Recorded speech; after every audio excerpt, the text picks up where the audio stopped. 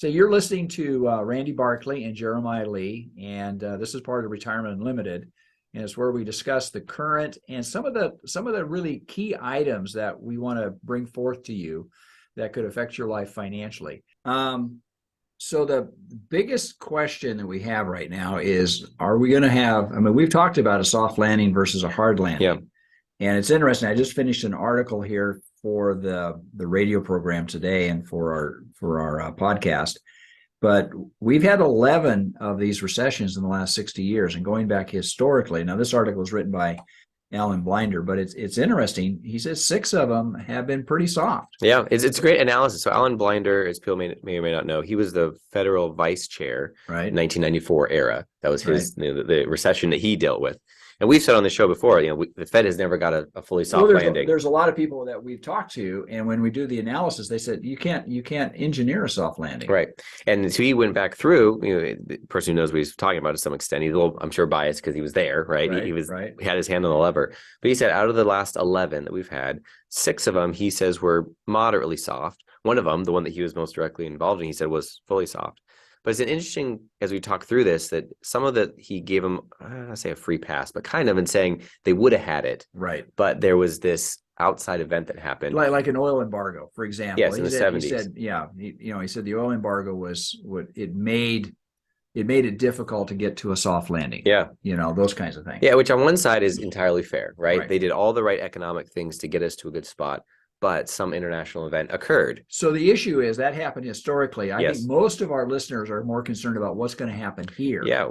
Is this the same? Is it different? And the hard part that I feel is, of course, there's going to be international events. Of course, there's going to be these other items. I talked about in 2004, 2006, there was kind of the financial crisis, which led to kind of the housing crisis. In 2000, there's the dot-com. In 2019, 2020, there's the pandemic. Those are excuses, reasons, right, of why it didn't go soft, but it happened. There were events. So then now, as we look going forward, we actively have a war in Ukraine. That is still going. We have China and Russia issues that are unique. There's some Iran issues. Like, the world is not in a set and stable place. And in fact, I would say relative to maybe say 2006, I feel like internationally there's more upheaval and uncertainty than there was. People talk about maybe the world currency going off the dollar, things like that. I don't see that in the near horizon. I don't see that as an imminent threat. Right. Yeah, imminent's a good word. I don't see it as an imminent threat. But some of the stuff with China and Taiwan, some of the things with North and South Korea, some of the things with Russia and Ukraine, all that is imminent. Like, it might not happen, but it also might. And even if the Fed does all the right things, we could still miss it because of those reasons. And that's what makes the Fed's job, I think.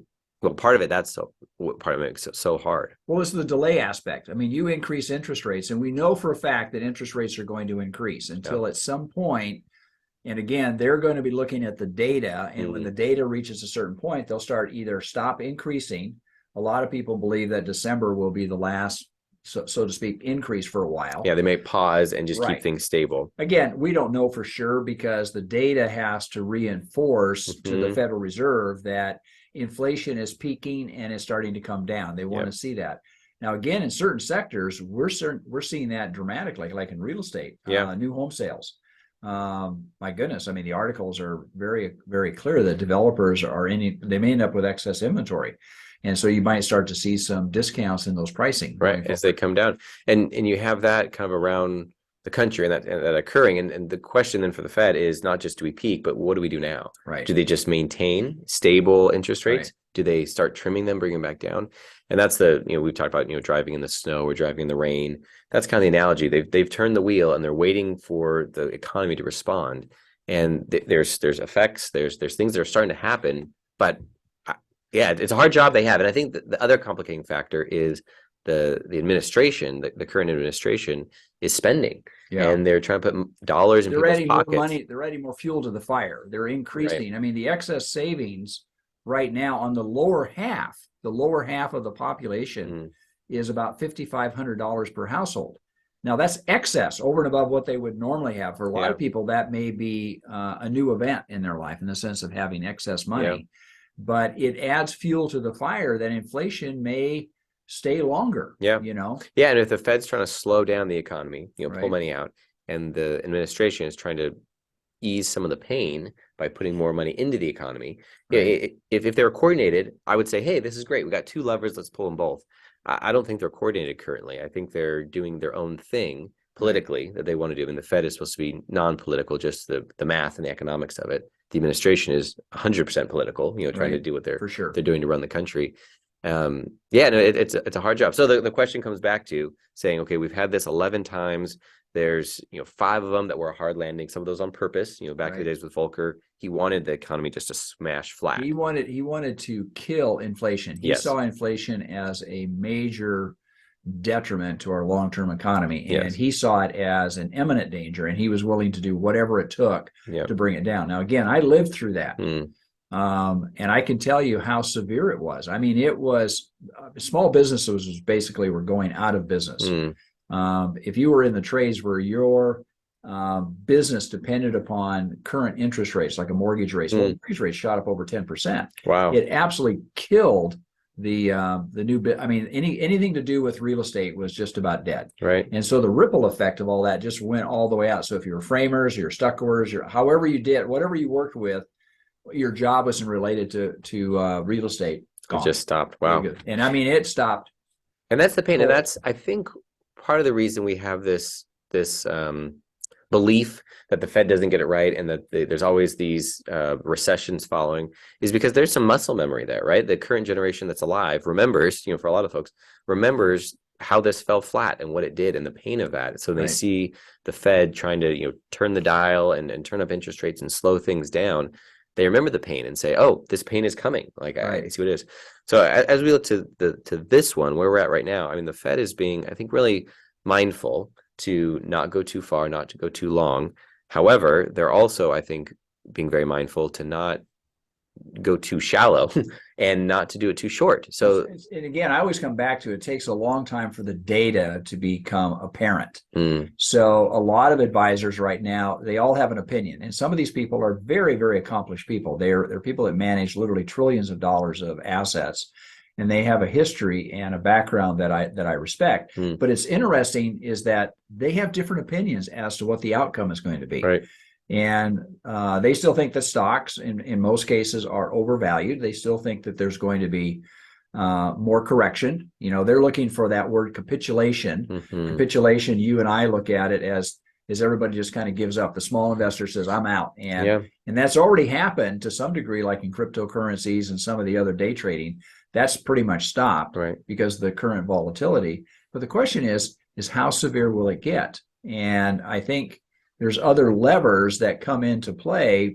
For example, the government, they could pass a new tax bill. They could, the Federal Reserve, I mean, the Treasury could put more money into the system. There's a lot of levers that could be pulled in order to sustain the economy and the values of things going forward. Yeah. And the hard part, I think those levers all have different timelines. Oh, yeah. Like you're saying, the interest rates, this is not a 1 week type lever. Like this is, months and even years. And a lot of these, it's interesting when I was reading through this article talking about the different periods. It's not like the 1972 recession. It was the 1971 to 74 recession. Like it was multiple years that they're talking about. And these adjustments, some of them take years to play into effect. A tax cut, those can be instant. I remember some of the ones we've had historically, they pass a law and everyone gets money back.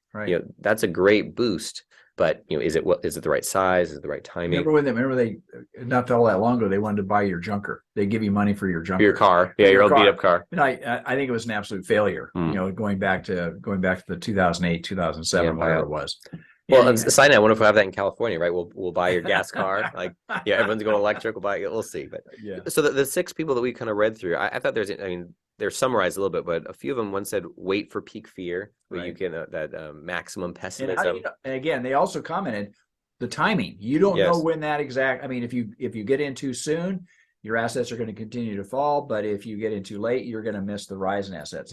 And we've been analyzed that if you're out of the marketplace in days where there's a huge rise in the marketplace, it has a major effect on your overall return. One of the charts we had, it was like the 10 best days over the last 20 years. You just missed the 10 best days. It was, I'm going to forget the numbers. It was not half, but it was close to that. Your return was significantly hindered. And we had that happen in October.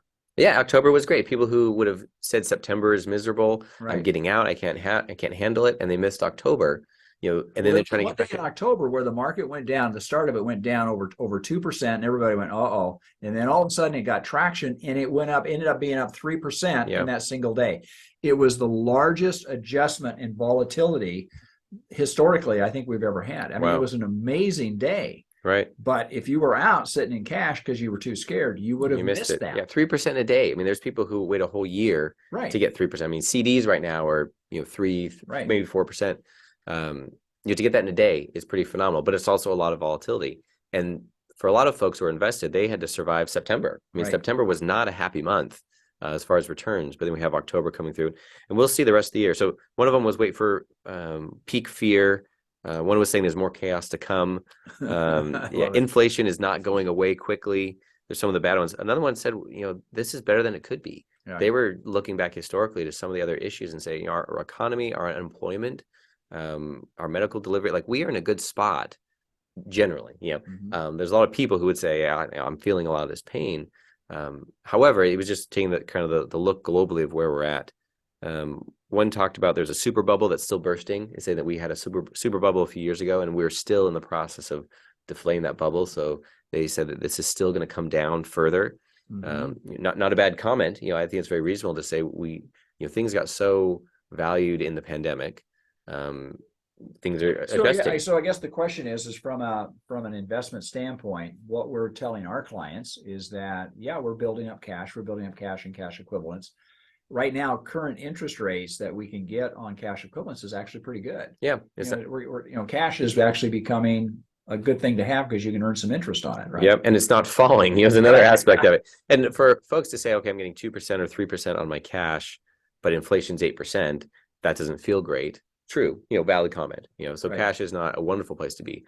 But in the short term, if things are going down, one, it's not going down, it's staying stable. But then two, it's kind of keeping that powder dry for what may happen next. Right. A lot of these economists are not trying to time the market. They're just saying we're not done yet. Right. But eventually we will be. There'll be a moment and there'll be a time when it'll stop. Stop. And we'll say we've suffered everything we're going to suffer and the economy finds its footing. And that's a great moment to be invested invested for the next 5-10 years, even, a long-term investment.